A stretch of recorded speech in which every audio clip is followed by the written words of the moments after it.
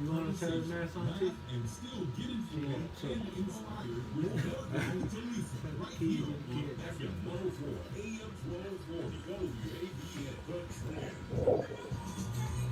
Hey! Brother Rick, you gonna give me a picture of me and Dean sitting up here? I think. Oh, you got it? Oh, yeah. Heavenly Father, for shining your light on me. Alright. We got about 3 or 4. I want to thank you, Heavenly Father, for shining your light on me. Oh, y'all, that is some jam for my opening song, y'all. I get excited when I hear that. Listen, you are listening to The Trend, where we're trending music, culture, and conversations. And I tell you on this morning, I am your girl, Telisa Franklin, and I am ready for a conversation. Oh, yes. So do yourself a favor. If you know of anybody that has been incarcerated, that has just not about to get out of prison or is about to get out of prison, and you know you're going to bring them to your home, you need to listen to this show, because there is life after prison. But you got to understand that there are some basic principles, some basic best practices in which you should do to make sure that when they get out of prison, they continue to have life after prison. And I am so excited on this morning to have two of my amazing guests, my amazing friends that has literally, truly, they are success stories of life after prison. They have went on, y'all, and they're making a change. They're making a difference in the lives of young people. They're making a difference in the lives of people that have gotten out of prison. This is the show for you that if you have questions that you want to call in and ask them something, my number is 901-213-6438. 901-213-6438 is my call-in number. To my whole Facebook family that is chiming on, jumping on the trend train, thank y'all. I appreciate y'all. Hey, y'all, I'm telling you, it's a thankful Thursday, and I want to go ahead and jump in this conversation because these two men have so much to offer. And I was about to say the body of Christ, but truly they have so much offered the body of Christ, and especially those people that may be getting out of jail and they feel like there is no life, and all they have to do is get their mind reprogrammed like these young people have and see there is life. Definitely, if you know this, go ahead and text, tweet, or tell somebody, share the video, share the audio, share the station with somebody you know, and let them know Telisa Franklin is talking about life after prison. Will you welcome with me the one, the only, my friend, my brother, Dr. Futrell. Hey there. Hey, good morning, Sister Franklin. How you doing? I am wonderfully well, wonderfully well. Thank you for having me. Oh, I am super excited. So let me go ahead and welcome my other man. He is the bold face of Lifeline. He is the face, boo. He's doing the thing. Will y'all help me welcome the pastor, the brother, the one, the only, Pastor Brown. Thank you, Sister Franklin, for having me this morning. I'm glad to be with you two fine people. Oh, man, we excited. We excited. I see my son is watching today. Hey, Candyman, I love you, boo. So let's go ahead and share with our audience. Let's start with, no, we're going to start with you, Dr. Futrell. I saw that. Yeah, your girl can see out this little eye. I can see good. Let's tell people your background, because once people hear the story, they'll understand why you are so passionate about seeing the change in others. Okay, well, the negative background was 11 years in prison behind money laundering, drug dealing, crime. A whole array of crime. Just lost in the world. It wasn't by force, it was by choice. I chose this lifestyle. So after the death of my daughter, was murdered because of my gang affiliation, and then subsequently after that, 11 years in prison. That's why I'm so passionate, because I know the inside of it.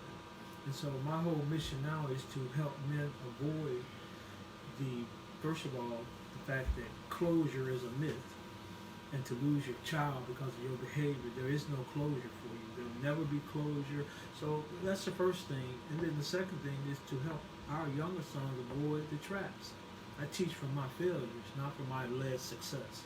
And not that I haven't had success, academic and otherwise, but I teach from my failures because we could teach all day if I use my failures. So that's what Young Man University is about. It's about teaching from our mistakes, so our sons can avoid the mistakes that we made, so they can see a better way. And I think it creates a better relationship between us and our son, because all I'm trying to say to you is that, son, you're better than I am. And I would just see you do better by sharing how I messed up. Wow. So that's in a nutshell. That's it. That's it. Pastor Brown, Dr. Brown, talk to us. Tell us, people, what you're talking about. Mine is pretty similar to Dr. JR. I would call us two hands to the same body. Yes, sir. Dr. JR focuses on the youth, and I focus on the adults that have gone through the system or on their way into the system. And I ended up in the system by choice. Had a full scholarship at Rose College, full scholarship at Morehouse University. Decided I was going to be pre-med, wanted to be a doctor, but decided that they were selling dope next door to my mama's house, and I didn't have gas money. I wanted to try to sell some dope. I had no idea how to sell dope. I was green. I was a straight geek nerd. But I found out I got me a mentor. He was twice my age, lived next door in the trap house. He taught me the game like a school project. And I figured, hell, I'm smarter than half of these folks. If I didn't learn how to if I learned the economy, if I learned the language, if I learned the dress, I can succeed. That's what I did. I did that from the time I was 19 until the time they locked me up the last time at 28. And then I did my 2 years in prison, stayed in federal time, came home with a mission to make the world a better place, because I understood that people in prison are still people. And prison breaks you. It destroys a part of you that people spend the rest of their lives trying to rebuild. And I wanted to help people that come out to learn how to rebuild it in a positive way. So prison and crime are no longer attractive. Their lifestyle is no longer attractive. And you want to do life a different way, because the culture of crime is addictive. The rush of breaking the law, the rush of getting away, that is an adrenaline rush that keeps you trapped. So we had to figure out how to go into it from the mindset of a person that had to learn the game, and then deprogram and back them out of that situation and put them back to the 8-year-old kid and teach them how to deal and build a new life from the point where they are right now. And I love the fact that you guys are not just touching one. Dr. Futrell, he's literally touching the young boys, because you're trying to change their mind, and we definitely want to talk about even the youth violence. And then you, Pastor Brown, you're literally helping the older generation that literally know that you still can succeed. Yes, you made some mistakes in your early years. Yes, you had mentors that wasn't good for you. You know, yesterday I was talking with Larry Dotson, and I'm very big about making sure you have great mentors. And in your case, you had a mentor taught you the wrong thing versus showing you the right thing. What can a person that's listening, you can give them advice about identifying the right mentor? What I would say is look for someone that you see doing something every day that if you had opportunity and resources, you could do. What we generally do is look at what's easy. So I can sell dope because I see a guy selling dope. I can rob because my brother got a pistol. But I see this man get up every day and go to work.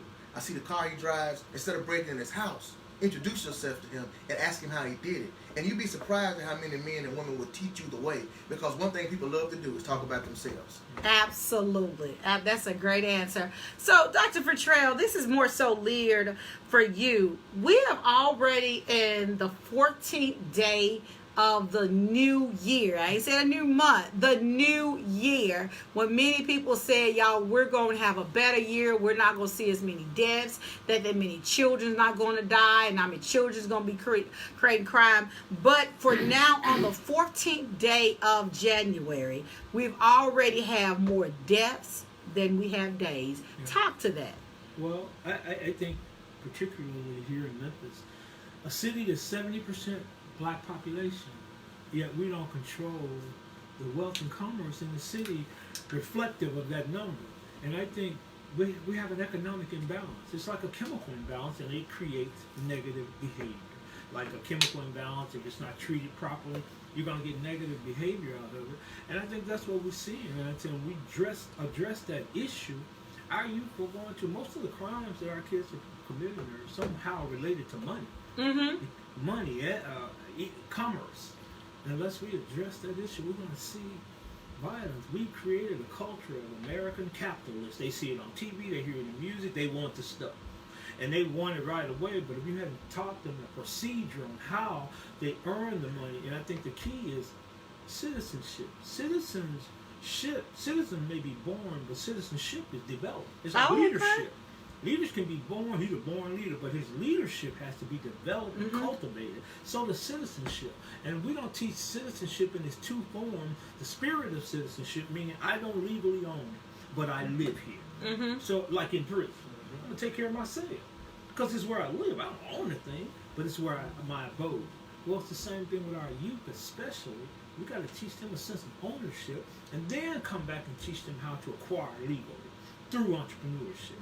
Because for us, entrepreneurship is the answer. If you want to reduce violence, that's going to be the ultimate answer. And I think that is why violence is continuing. I'm constantly saying it. Expect violence until we change the dynamics of the economic patterns in this city so it's reflective of the population. And until we do, politics is not going to fix it. Religion is not going to fix it. This is an economic issue, bounded by some of those things. But until we do this, everything else is just conversation. Because the kids, they want it. Yes. And they're going to get it by any means necessary. And you are so right. Many of y'all know that I have a 14-year-old. He is an entrepreneur.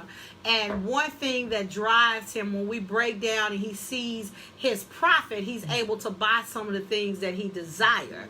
And so I'm trying to teach him early that if you get out here and work hard, you can play hard. But we have to literally program our children that don't see this. What are we doing? Because I know for me growing up, I didn't see a lot of women doing what I do that was going to be attached to me. Or maybe made me look like that I'm supposed to look up to you versus saying I can look up to you saying, hey, I could be like you one day. Because you're not going to mentor me and teach me the right and the wrong. For you, Dr. Brown, you saw a man that you looked up to and he taught you the wrong.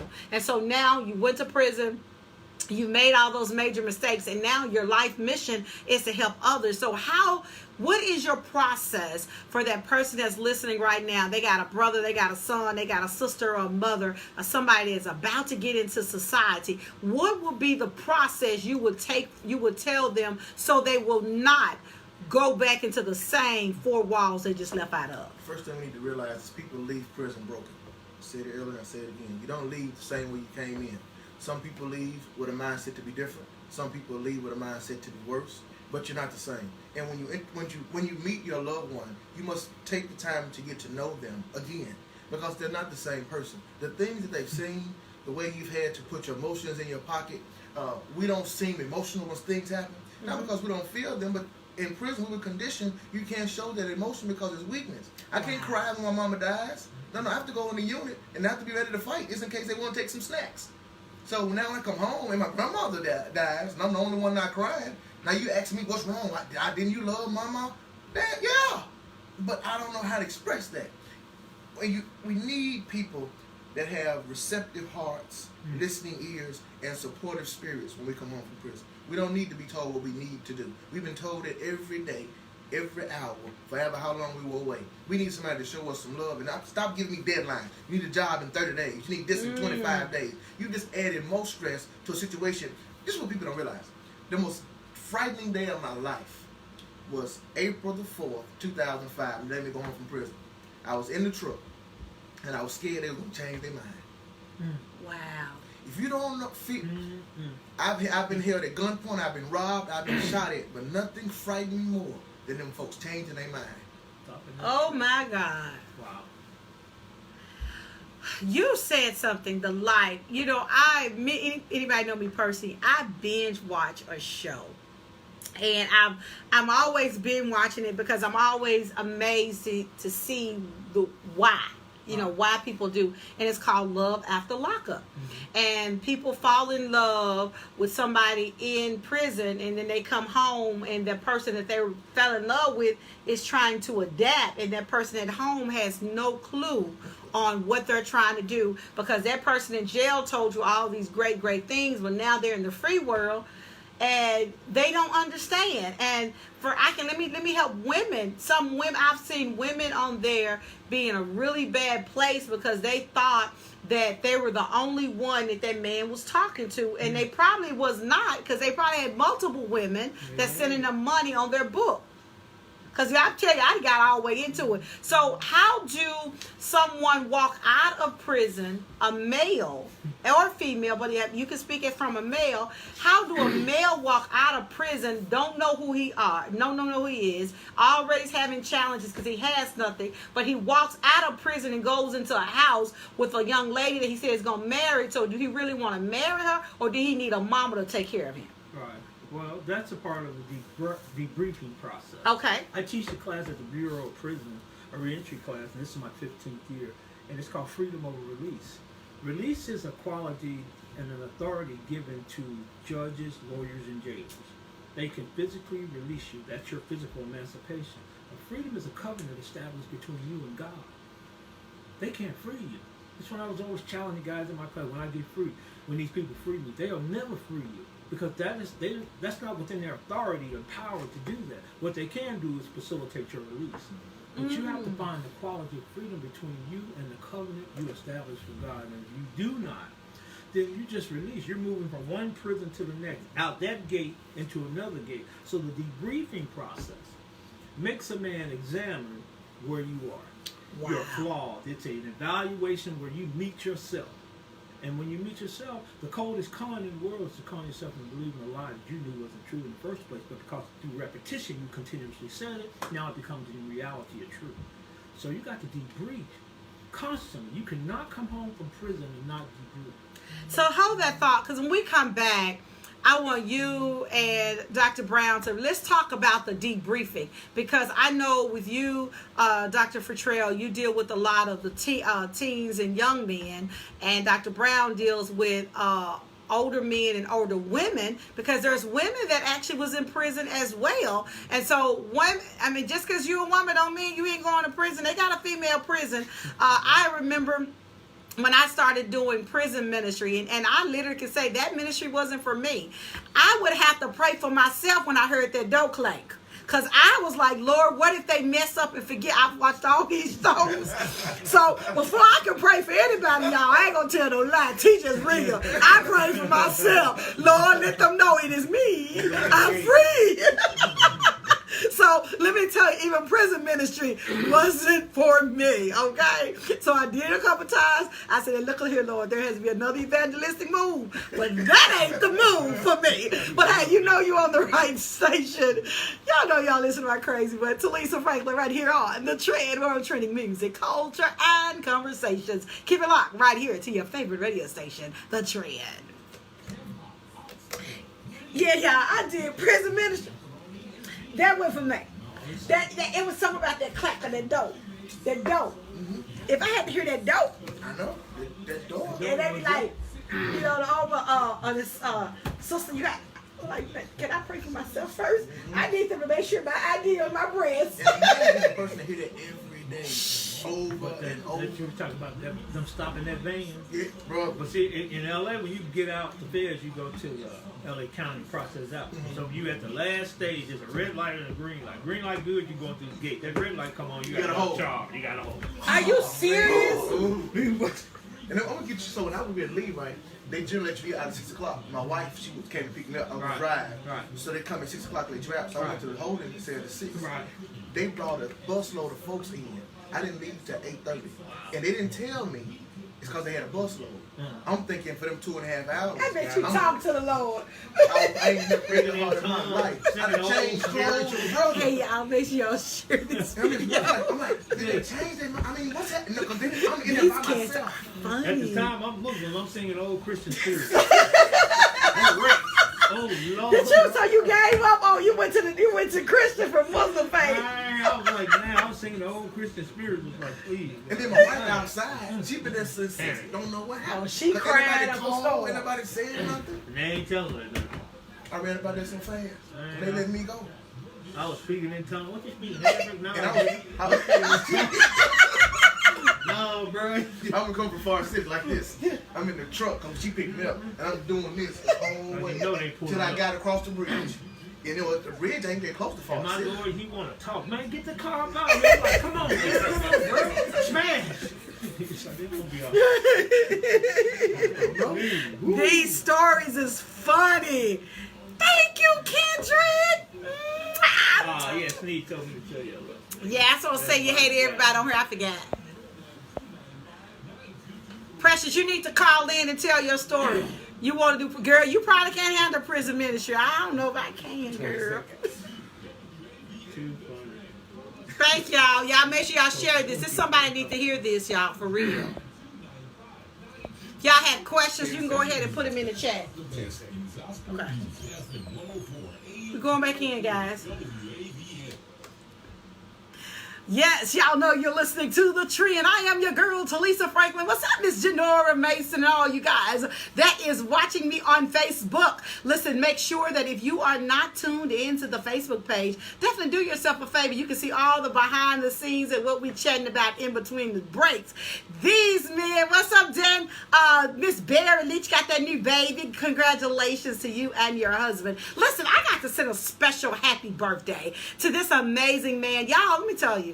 If anybody know, they know I love this man. He's such a trendsetter. He's such a mover and a shaker, not just in the Fraser community, but into the entire city of Memphis. And if I just hit the right note and Jason had the keyboard over here, I would sing happy birthday. So because I'm not going to do those singing only because he don't have his keyboard and his auto tunes, I'm just going to say, happy birthday, Pastor Ricky Floyd, I love you. Ricky D. Floyd. Yeah. Ricky D. Floyd, Yeah, baby. yeah. So listen, if y'all know Pastor Ricky D. Floyd, he is a young man that's doing amazing things in the kingdom. He has a heart for God's people. He loves the young boys in which he served. Reach out to him. Give him a call if you want to be a blessing to him. Send him a little cash app. I will put it up in the screen. Carrie, get his cash app and put it in the screen. Be a blessing to him as well, because Pastor Ricky D. Floyd really sacrifices a lot,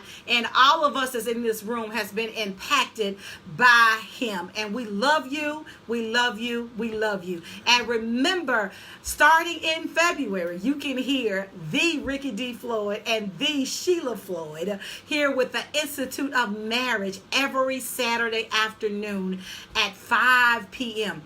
Listen, if you have if you're married and you're having some challenges and you just want to strengthen your marriage because you have made a commitment that divorce is not an option, let me tell you, these two have the formula. They have the best practices in which you should use to make your marriage stronger. So definitely on The Trend, we have the conversations in which we need to have so we can keep our marriages together. All right. I love you, Pastor Ricky D. Floyd. You know I love you too, Lady Sheila Floyd. I love the Floyd. They are one of my favorite fams, and I love them and they love me. So we got Pastor DeAndre Brown in here with me. We have Dr. Jeffrey Futrell in here, and we're talking about life after prison. So many of y'all that's just jumping on, maybe jumping in your car and say, what that girl talking about now? Life after prison. If you want to call in, our call-in number is 901-213-6438. 901-213-6438 is our number. And I know we were talking when we went on the break about debriefing, about leaving, how to make sure that people are really whole, because there's so many challenges. So Dr. Brown, Dr. Futrell, let's just talk about some of the best practices in going on with debriefing. One of the things people need to realize too, again, is when people come home from prison, like I said, they're different. But the more important thing is they've been isolated. So they hadn't had the opportunity to do a few things, haven't been able to didn't have access to a few things. Some people stop using drugs in prison only because they don't have access. They haven't been delivered from drugs, they just don't have access. So when they come home and they get access, the first thing they do is run back to what they've been held back from. So it's a process where a person has to dig deep and find out what they really want. Because prison, they tell us in prison to create your plan. Gotcha, I'm doing a plan. But they don't tell you how to deal with the first obstacle. And when the first obstacle comes, who do you run to now to help you through that hard place? Because you can't go back to prison. They tell you got 30 days to get a job, you got to pay some rent, you got some back child support, these women chasing after you. What are you going to do today when the plan goes awry? What I do, I can call the plug. Because if I call the plug, he'll get me in right now. Matter of fact, he's been trying to get me in, but I've been telling him no. Well, since I don't have any other people to help me, guess what? Back at it I go. I'm 100, I'm all gas, no brakes. Because if I'm going to go hard, I'm going to go all the way because I know I'm risking my life. But it's more important for me now to stop this pain than it is to be free. So you said something that was true that I've seen, excuse me, I've seen even in myself. I've hired people that was fresh out of jail because maybe somebody that I love said, hey, can you help my son? Can you help my daughter? And I did it because I really okay, I believe I can help them. And I've had them say, well, if anybody can speak life into them, it's you. Well, I have done that in the past. And I didn't just speak life. I caught them stealing and doing some other things that wasn't right. So what I have learned in listening to you all, we are not fixing them by giving them a job. No, ma'am. Because what we've done, if they were a thief before, they're going to become a thief then if they hadn't had a change of mind. That's right. And you have to start there. The job is the least of the problem. Society says, need a job, need a job, need a job. No, you need to debrief and repair the damages. You got to repair your damages so when you get on a job, and that's why I teach entrepreneurship, because it is so consuming. Even from the job standpoint, if I have a vision to build my own and I get a job, then the job holds significance to me because it has a kinship with my success. So if the job does well, then I have money to feed my vision. So I don't treat it like it's nothing. I treat it like it's something. This is why I'm successful at getting employment for men coming out of prison, because my process is to prepare them with a vision of their own. So when they get the $10 an hour job, it's more than $10 an hour. This is how I'm going to build my vision. So I'm going to be on time. I'm going to stop my 15-minute break at 12 minutes and get back to my work site about 15 minutes because this is how I'm paying to feed my vision. So it's not, man, it's a job. No, I have a kinship here, ownership. So I feed into the ownership and I become a better employer. So when I'm talking to employers about why they should hire one of our guys, it's because he has a vision of his own. He's gone through the process. I have a triage kind of system of preparing them for the interview. I'm going to do the initial interview with the inmate's file. This is who he is. This is what he did to go to prison. This is what he did when he was in prison. This is his family. Here's some pictures of his family. What's his objective? It's to establish his place back in his family. So when a man meets him, he has an awareness of who he is. I don't think most employers really have a problem with hiring people coming from prison. Right. I think they have a problem because they don't know anything about them. Exactly.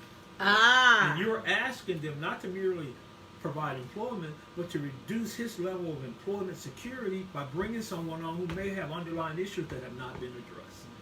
And if you have not openly addressed those issues, then the person ain't going to be prepared for the job. Because the first time someone say, hey, you need to go do this, man, you can't tell me what to do. He's the boss. He's supposed to tell you what to do. But because we hadn't conditioned him, and he's been in an environment where that hostile response is more usual, then he's going to transfer that same thing. So this is a transference of behavior. So we have to readjust and change negative culture. I call it negative culture syndrome. You have to change the negative culture syndrome that he's existed in. So what we've done is we added volunteerism. It's a core tenet of the program. Because that's how if you want to get some ownership, volunteer. Because it's nothing in it for you other than the whatever it is you're doing. The thing is the reward. There's no pay. There may be some adulation. There may be some respect. And for individuals that have never been looked at in a positive light, to see old women come on the porch and thank them for picking up some paper, to ask them if they want a glass of water, come on in. I've taught my men and women, I had to tell them, you cannot go in these folks' houses. Not because you'll do something wrong, but we don't want that liability because people, they see you and know you've been to prison, but since you've done something for them, they care enough about you to offer you entrance into their house. And when a man can feel like people love him and care about him, it's very difficult for him then to go back to the way of criminal activity that will make him come back out of society. Absolutely. And I just really want to go ahead and put in, because I was waiting for this time, that Keisha Scales with Premier Nail Academy. You can go to our website, premiernailacademy.com, 901-218-9523. Payment plans are available for you that know that you have a record and you have some challenges and you say, I want my own business and I want to do this. Listen, there's a big business in the nail industry. I know many people go into barbering and many people go into this, but I'm telling you, this nail industry is big. So definitely call Keisha Scales. She's one of our amazing sponsors here at the Telisa Franklin show, PremierNailAcademy.com. Her phone number is 901-218-9523. There's payment plans available, and she's not only going to teach you about all the good, the bad, and the ugly, but she's also ran a retail nail shop that's going to help you know how to do it and get in and stay viable. I've seen people, you all, because I've been in business, and everybody wants to run a business, and everybody think running a business is glamorous. No, it ain't, okay? It is truly a calling. It is a destiny. You got to know that you have more work than you have play. But definitely, if that is you, definitely reach out to Keisha Scales at 901-218-9523 at Premier Nail Academy. So let's talk about that. I know you have them do a lot of volunteerism. I know you, Dr. Futrell, you teaches your boys about the entrepreneurship. What happens to Johnny and Pookie and Susie Q that gets out, not Susie Q like the Susie Q I know, okay, but they get out of prison and nobody gives them a job. And they said, only way I know to be my own boss is selling drugs. What would be the words that you would say to shift their mind? Well, you got to stay the course. And that's why I love Lifeline. I'm supportive of Lifeline because it's not a program. It's a system. We are fighting a system, so it takes a systemic approach. And just like gangs don't receive federal funding. They don't get grants, but they sustain. Why? Because they are consistent. Mm-hmm. They consistently are visible. They're consistent in whatever their beliefs are. I'm not saying that though it's something positive, but they are consistent. Mm-hmm. Consistency wins by attrition. Mm-hmm. It wears down everything else. So when we're involving ourselves with our kids, our young men, you can't be programmatic, and this is just a program. If I'm getting grant money, I ain't going to do it. You got to tear down the wall. Woo! You have to be close enough microscopically so you can see the change. You got to invite them into your inner circle, be willing to take hits. Mm-hmm. They're going to hurt you. They're going to disappoint you. They're going to steal from you. But do you turn your back and give up? One of the things that blesses me the most is my mother refused not to see my good. Wow. She refused not to see my greatness all the way up to the White House when I went to receive the Kennedy Award. When I told her about it, she was like, son, I've been doing that. I'm not surprised about the greatness that was already in you. I was aware of it. And if you cannot see the greatness in our young folks, that's what makes you give up. Mm-hmm. And I tell all of them that come into my presence, you can't make me not love you. So that foolishness ain't going to make me not love you. You going to jail, I'm coming down there to see about you. I'm going to write you a letter. But you cannot shake me because that's, in essence, the only thing that saved me. My mother refused to not see my good, and she refused to let the world not see my, at least know about it. Wow. So that's how you have to be with our children, because they're going to revert back. You can't sell them on the dream and they hungry. You can't sell me on the dream if I'm hungry. And I'm not hearing that foolishness, man. I got to eat. So unless you're willing to break bread with you and not sell them dreams, I tell them, I can't buy you no steak every day. We'll split this sandwich. But isn't that the prayer? Give us this day. So there it is. You got to stay the course. And a lot of times we do not want to get microscopically close. Because what bothers us about our children is they remind us of us. Ooh! That's what bothers us. Yeah. So when you see the young sisters shaking and twerking, you remember when you were shaking and twerking. We just did not have the privilege of technology to show it the way they can show it. Come on now, technology, yes. That's what it is. So you don't want to be reminded from whence you came sometimes. But that's what they do. So unless you're willing to accept all of that and then to pour on top of that how God changed you, it's going to be impossible for you to really change the culture of our children. Absolutely. One of the fallacies is people assume that words are what change people, and it's not. We have to earn the right to modify another person's behavior. I can't just come to you and say stop unless I've done the work to get to know you well enough to give you an alternative. Wow. See, stopping isn't the answer. It's giving an alternative because the energy has to be transferred. We know that in science and physics say energy is never lost or destroyed, it's only transferred. So how do you transfer that energy? Because if a person's been in prison more than once, I won't. Because that Negro's committed. He's committed to the wrong thing. Oh, Jesus, y'all ain't made a laugh. Yeah, Trust but me, y'all. facts. If a person's in a gang, I want him. Because he knows how to follow leadership. He understands the benefit of being on a team or a group of people. He understands the power of a certain color. And I do all of that in Lifeline. We give you a color, we give you some lit, and we give you a body of believers to be with you through everything that you face, and we will pay you for your work. Wow. You have no reason and no excuse. And I'm going to spend my time with you to micromanage. They all know where I live. They all come to my house. Yes, they know we my do. children. I ain't scared of these folks. They're my folks. Yeah. And when they realize I ain't scared of them, and there's nothing they can do to make me leave them. I've even had them buff up at me once or twice. You don't need that one. Yeah. But you go over there and sit down. You ain't going home. No, you're not. Because that's a defense mechanism. Yes. See, people in this culture use rejection as a defense, so they do everything they can to be rejected, and then they blame it on the rejection, not their lack of determination.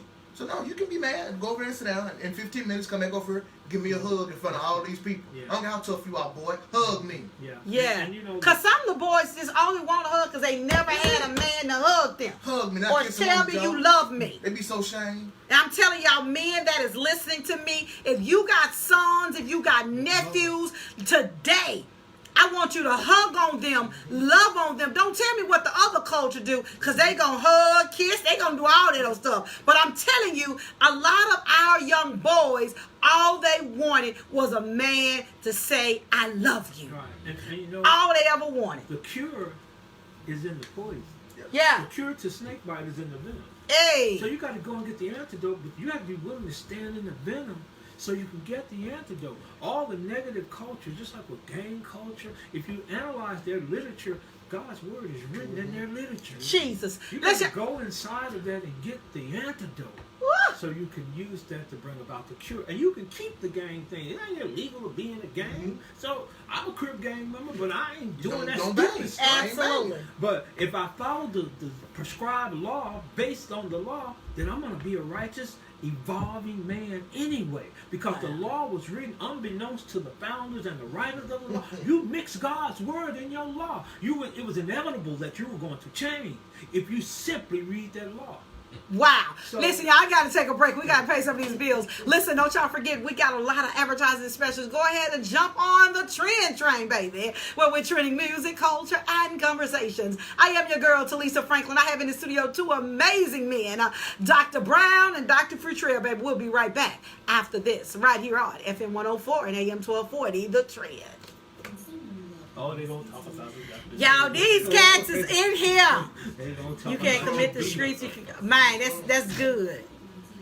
Every time I'm you get telling a new car, it be on the wire. You know. You already know. How you know, bro? You ain't even in for it. Yeah, you know you got a new car. I didn't know, but I got a job. Yeah. Yeah. Every day. Every day. Not some days, every I day. work every day. So you at least should have something decent to ride back and forth to work I in. need some way to decompress from the Absolutely. foolishness. Absolutely. Right. Because I can I only pulled up imagine in your this. foolishness. They was like, I know he back in the game. Ooh, that Rolls Royce. That's right, baby. It's called credit.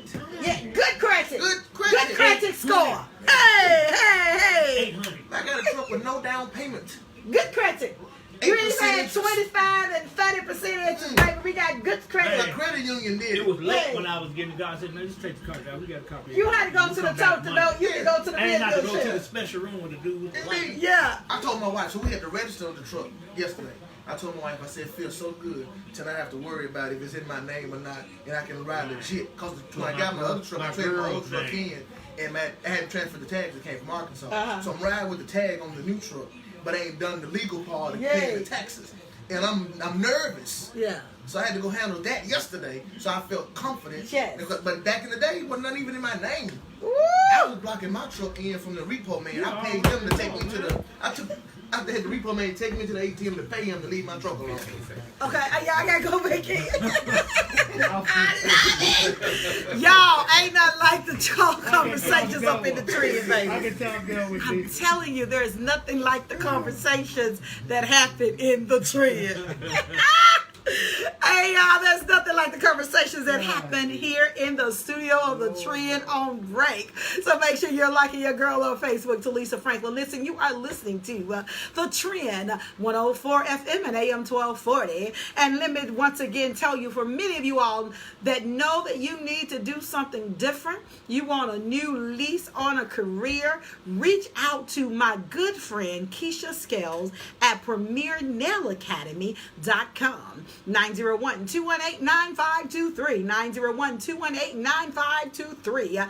Keisha Scales, PremierNailAcademy.com. New you new career, make sure you reach out and tell her that Telisa Franklin said so. All right, y'all. I'm telling y'all, this conversation I had with these two brothers in here, y'all, we were even laughing about life. When you get out of prison, how did it feel? Now, y'all, I'm bringing over to a little conversation. How did it feel when you first got something in your own name? Woo! Girl, when I first got something, oh my God. I didn't know how to act, to be honest with you. Because, you know, when you live in a criminal life and everything is undercover and covert and you don't want nobody to know. So that's what I don't understand. Even your MLG, everything. I don't know this new generation where you flash and you doing wrong. When we were growing up, you didn't show. I was selling dope and didn't want nobody to know I was a dope man. I didn't want the neighborhood who knew I sold dope to know I sold dope. It wasn't a flashy. It wasn't, because to be a criminal, that's what folks don't get. To be a criminal, you must make a conscious decision to go against everything that you were taught. Your entire identity as a child has to be challenged on purpose by you. And then you say, you know what? I don't care about all those things they taught me. I don't care about that. I'm going to change my life and go in this direction with knowing all the negative consequences that come with it. That is not an easy decision to make. But once you make it, it's a difficult decision to make to come back the other way. Wow. And you know, Telisa, one of the things, my crew, my folks, they sold dope. My job was to purify the dope money. So I was always about polishing game. I'm always saying, man, you gotta polish your game. You raggedy. We gotta build your credit. We gotta do all. You gotta pay your child support. You gotta move to a sense of legitimacy, because the money wasn't the problem. The culture and the behavior is the problem. Yep. You're gonna go buy a car with $30,000 you can't even account for because you ain't got no job, no pay stubs, no nothing. So I was always moving towards trying to legitimize what we were doing, but the culture of crime and criminal behavior is so great and so strong, it draws. So the attempt to try to polish and change, and first thing you do, especially when you're dealing with our folks, man, you trying to make me be white. No, I'm trying to polish your game. Come on here. I'm trying to let you be legitimate. I never wanted to be running around with my pants hanging down. Right. And all. I always wore a dress, blue suit, real conservative, and I was a criminal all day, every day. But I didn't want that illusion of what it appeared in media and in the life, what was shown on television. So trying to change that culture is next to impossible, because it's the life that draws them more than anything else. But in order to move from that, you got to change your behavior. So that's what we're talking about, change in behavior, renewing of the mind. You got to do something different, then we have to show them something different. That's why I put men in excellent environments. I don't do mediocrity. Yes. I don't do mediocrity in my school, my restaurant, in my class. I demand AP writing style inside the prison, though you're writing it, because I don't do mediocrity. You can't come to this class with your pants wrinkled. You got to iron on the unit. You need to prepare yourself, because in order to be successful, first of all, people coming out of prison, sometimes they have a sense of entitlement. Yep. You don't get no points because you were in jail. You don't get points for going to jail. Ain't nobody welcome home. That's not what society is going to do. Your mama might do it, but no one else is. I've been saying people do it now. They know these big welcome home parties. Now, if y'all get those welcome home parties, call my son. We'd be more than happy to do your yard top. My old man told my mother this. Y'all giving JR a homecoming party like he been in the army. He was in jail. I'm not coming. Because he wasn't in. He's no hero coming home from war. Yeah. I know you're glad to see him. He did wrong. But you can't coddle that behavior. He's going to do it again. You got to prepare him for what the world is going to say. The world's going to say no. So you got to bring better than your A game in order to be successful. So that's what I teach in terms of reentry, in terms of dealing with our sons. You got to teach them to prepare themselves the best way. Yeah. I want to add to that question. Absolutely. To someone who has been in prison or is living a negative lifestyle, there is a benefit in becoming legitimate. Because once you become legitimate, then you put yourself in position to not be harassed and abused, and no one can then hold your illegitimacy against you. That's right. While there's fear in it, it is comfort in it, because just because they know where you live, that's not a problem. If you're not doing something, you have no business. See, the issue is we have to learn that the reason we didn't want them to know where we lived, to know our business, because we were doing things that were unsavory. Right, But when I'm doing the right thing, the Bible said, let your light so shine before men, that men may see your good works and glorify your Father which is in heaven. They need to see that I'm doing right. They can't see me if I'm hiding. So I cannot hide. I must let them know of the good things that I'm doing, because when I was a criminal, I was out there stunned like my daddy. Ah. And you know, you got to be grounded in your faith, no matter what. And I don't mean church, and I don't mean mosque, and I don't mean temple. I mean God. You got to be grounded in it, because the worst experience that I know and the strongest memory I have is hurt. And I received the greatest hurt dealing with religious people. That I'm glad you brought that up, because I have seen, and especially now with the churches are closed, I have seen mothers get upset with the churches because the churches don't have a program, or they're not really doing what they can to help our young people. Then when our young people fall astray, then everybody is hurt, and then we're blaming the churches. But do the churches have a responsibility to help their parishioners' children be different? Let me fix that one. This is one of Because the that's a problems I have. pastor. The church is you. Ah, I'm come on, thinking- somebody. I'm thinking 1647 is supposed to be the answer. Yeah. It is not the pastor. They only at church one day a week. They with you 6 days a The week. pastor's job is to provide you the word of God, break it down in a way you can understand it, and help you apply it to your life. Now, other pastors have other specialties that they add on, but that is not their that is not their primary role. It's not my job to mentor your children. It's to give you the word and teach you how to do it in such a way that you are able to. And when it gets a little tough, I can then maybe add some assistance, but you have to be the one to do that work. We've been giving everybody, when I was growing up, if I got wrong, folks in my house or on my street checked me. Yeah, before you got home. It wasn't me calling nobody else in the house. Because if you fix them at 3, you ain't got to fix them at 15. It ain't cute to have your baby on Facebook laughing and cussing folks out at 3. Then you think when he's 15, he's going to listen to you, and he's 3 times your size. If you fix it at 3, because one thing Georgia said, you don't forget hurt. That tap on the butt at 3, you never forget, even when you're 30. If I tap you early, when you get old, you remember. And if I just say a thing the same way I said it when I tapped you at 3, it does something in your subconscious. It helps you remind you of that pain. And you don't want that no more. You're going to go sit down. I don't know how big you are. I promise you, my son is 14, and he knows if I say, Charles, step with real fast, he knows this ain't play.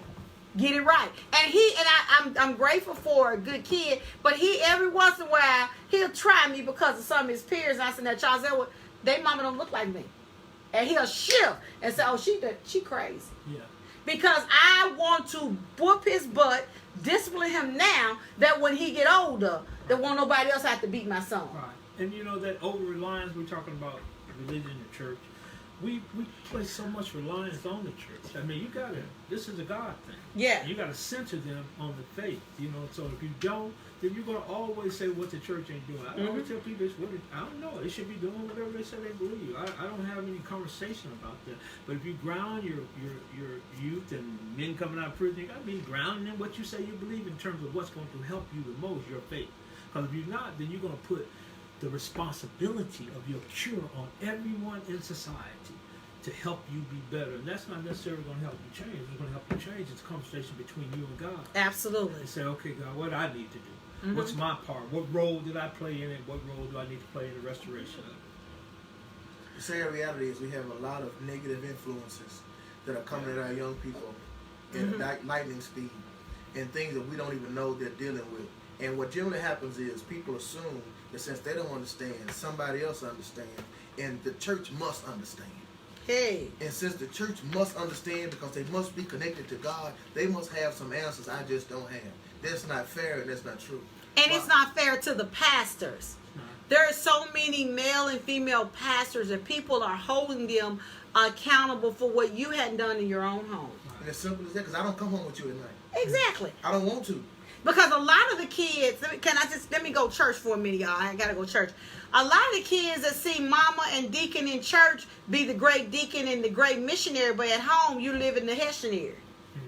You cussing and you doing this and that, and everybody coming in and out your house. But when you at church, you can see everybody else wrong. Let me tell you, I always tell a young girl when I see a young girl pregnant, when everybody's beating them up, I said, baby, the difference between me and you got caught and I did. And so I love you just the same because we all have sinned and come short of the glory. Let me tell you all, stop looking down at people, and especially our young people, and see what we can do to lift them up. Because our young people matter. If we start allowing them to understand that they matter to us and we want to see the best in them, then they will actually give out the best of them to us because they understand that they are accountable and we are making them accountable and they're making us accountable to be great people to them. All right, y'all? Keep it locked right here to The Trend, where we're trending music, culture, and conversations. I am your girl, Telisa Franklin. Make sure you tell all your family that Telisa Franklin's on The Trend, 104 FM and AM 1240.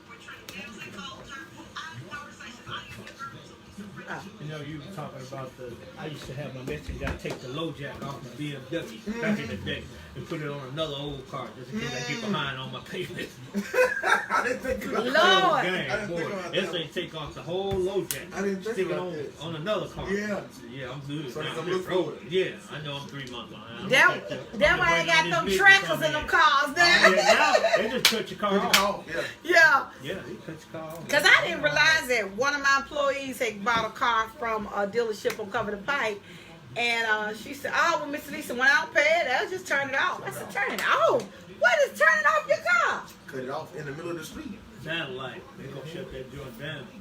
I said, so you... I said, y'all better pay y'all Ain't no car hiding. No, I No, know. They just cut Put it in the you off. garage. They It's know killing the you repo can't man. drive. Yeah, it's killing them. The repo man ain't got no job. Well, they got to get it back, so they'll come get it. Yeah, It's a they'll repo come man get come it. get it. Oh, They'll okay. come get it. They ain't even gotta have your key. They Right. unlock it, put it on thing, take it on. It's cold gas. Lord. May as well be legit. Yeah, we got about 10 minutes in our next segment. What direction y'all really feel that we need to shift so we can make sure people getting the message of what we need? Okay. I just want to make sure we don't miss nothing because I really believe there is some... Huh? Okay. Of the best in gospel music. WAVN 104.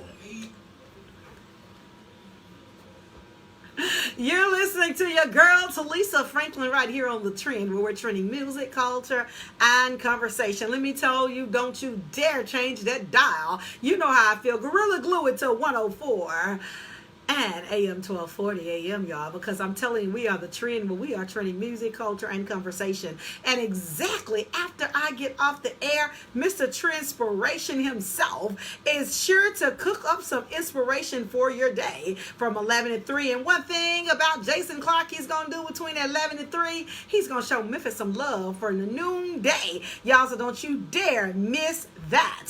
And then from 3 to 7, you got the Urban Soul Cafe with Carlos Hale. He's going to get you home safe with some good old music, and you never know what national gospel artist he will be talking to next. And then 8 to 10, get with Tina Tilton, baby. She's going to get you all right. And some of y'all that's having some trouble sleeping at night, all you got to do is just turn on The Trend and hear praise and worship from 10 a.m. to 5 a.m. And then get up in the morning again with Ricky Smiley, y'all. Ricky Smiley is going to bless your life, and we're so happy to have a national syndicated radio show to kick us off each and every day because he has the music, the culture, and the conversations in which we all love. And don't forget, on tomorrow night, Friday night, y'all know how I feel about these young folk. We got Pastor D in the house, y'all. He's gonna have that holy hip hop, y'all. I'm gonna be so excited. I told him last night, I said, look, bro, you gotta let me in. You gotta let me in. Why? Because I want to get in. I want to jump and have some fun with these young folk, y'all. They ain't the only one that gonna spit some rhymes. They gonna teach you how to do something too. They just don't know it yet, y'all. Since Kevin Davidson and Jason Clark and all of them won't let me be mic singers, maybe the holy hip hop will let me hold a mic and let me do a little rapping. Y'all reckon? I think I can do that. And then on Saturday morning, y'all heard him yesterday on my show. The one, the only Larry D. Dotson, formerly of the Barcades, will be here with his Larry D. Dotson show from 10 a.m. to 12 each and every Saturday morning. Let me tell you, he's going to be trending all the R&B hits that you and your mama and everybody else loves to hear. So you know what to do. Don't you ever change that dial. Want to go ahead and put that out there. If you are a pastor or if you're a business and you want to advertise or you want to broadcast your ministry right here on The Trend, just give us a call. We'll be more than happy to take care of you. 901-295-9223. Or you can always inbox our WAVN The Trend Facebook page and somebody will be with you soon. Remember, this show is sponsored by Keisha Scales Premier Nail Academy at 901-218-9523. Keisha Scales Premier Nail Academy, a new year for a new career. Know that payment plans are available. All you have to do is go online right now to premiernailacademy.com or Call 901-218-9523. And what I told you all, we're having a powerful conversation here with DeAndre Brown and Dr. Jeffrey Futrell of Young Man University and Lifeline for Success. Life after prison. If you have been in prison, if you know somebody else is about to get out, you guys got to get connected with these guys because they literally have a formula to make sure you have life. So Dr. Futrell, Dr. Brown, how many years has been since you guys have been out of prison? 2002. 2005. Whoa. Y'all been out a long time. So y'all understand. So when you hear their testimonies and you hear about their businesses and their brand, know they just ain't talking about it, y'all. They have lived it. Because I was sharing with them, and we can really chime on this. Maybe you have somebody that has came home from prison and you think they're doing okay, but they're isolated in one room. They don't want to really get out. Y'all, let's talk about that. Because they're still in prison in their mind. Right, and that gets back to the debriefing. You know, it's like coming home from the military in a lot of ways. You have to debrief from the process that you've been involved in for so long. I mean, you have to, a step-down process. When I first came home, I used to see my clinical psychologist once a month. And as time progressed, you know, I did it, you know, just sparingly, differently, maybe once every quarter or so. Now I do it once a year. Because there's a damage that cannot be repaired. You just have to treat it. And you have to constantly keep the treatment on it because that's a part of you. So all that negative culture comes with you. You have just set up a management system, pretty much like they do in prison. You got to count it. You have to be aware of where it is all the time. Because if not, you revert back to it and you might snap. Now, there's a whole array of things behavior-wise that could happen if you do not consciously know that I am damaged. There are some things I still do not like. I have to be prepared to go into a dark movie theater. I got to prepare my mind to be in a room with a bunch of people I don't know. Wow. So I know that the damage, you know, sometimes I don't want to say anything. And someone say, what's wrong? Nothing wrong. I just don't want to talk. I ain't got nothing to say. So for that one that has came home and they're having a family gathering and you're saying, tell him to come out that room, get his butt out the room and get out here with their family, how would they respond to that? I would go in the room and sit quietly for a moment and talk to them. Come on, be with us, you know, but not just abruptly. What you sitting in here for? What's wrong with you? That's not going to turn out the way you want it to. Even if it doesn't explode, it creates more damage inside the person because they have to move at their own pace. We're living in a time of trauma and trauma-informed care. Absolutely. Prison is extreme trauma.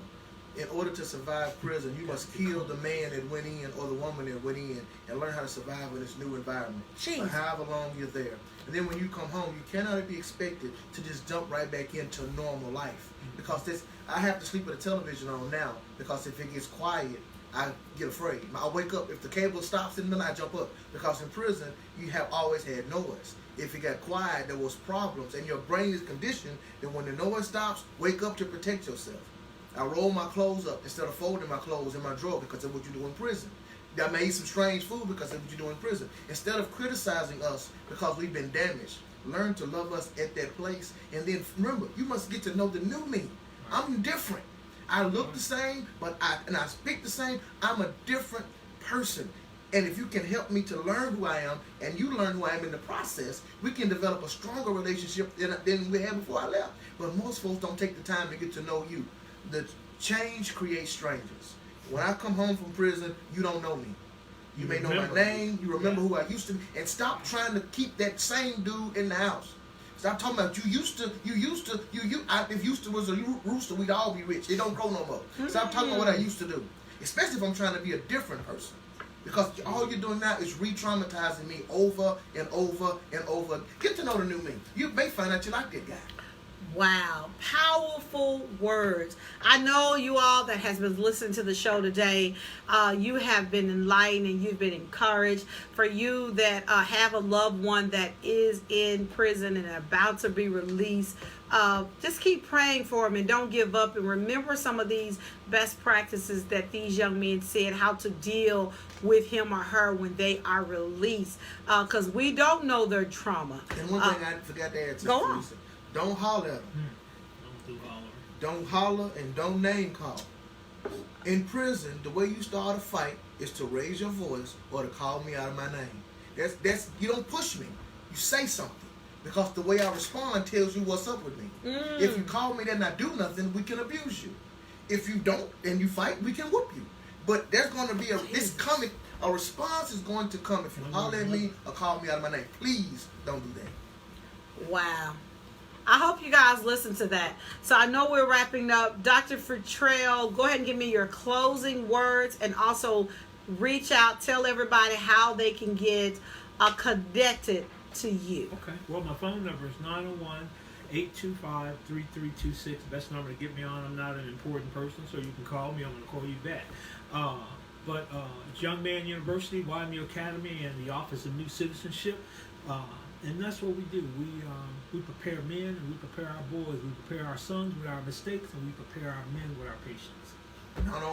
901-729-6537. Lifeline to Success. You can find us on the World Wide Web, www.lifeline2success.com. .org.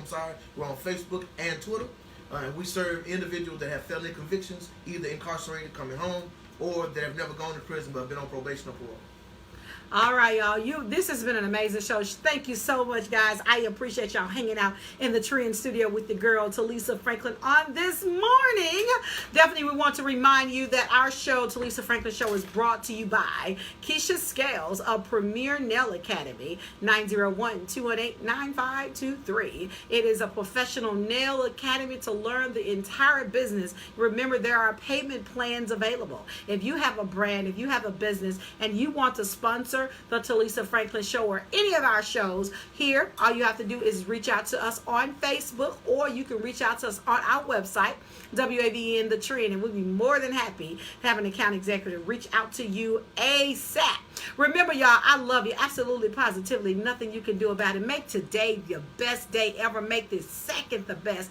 And remember, I love you, and there's nothing, absolutely, I'm telling you, there's nothing you can do about it, all right? And learn to be the best you that you can be, because everybody else is already taken. I'm your girl, Telisa Franklin. Keep it locked all day to The Trend. Hey! Y'all hear my song? Oh, this ain't the hype of it, though.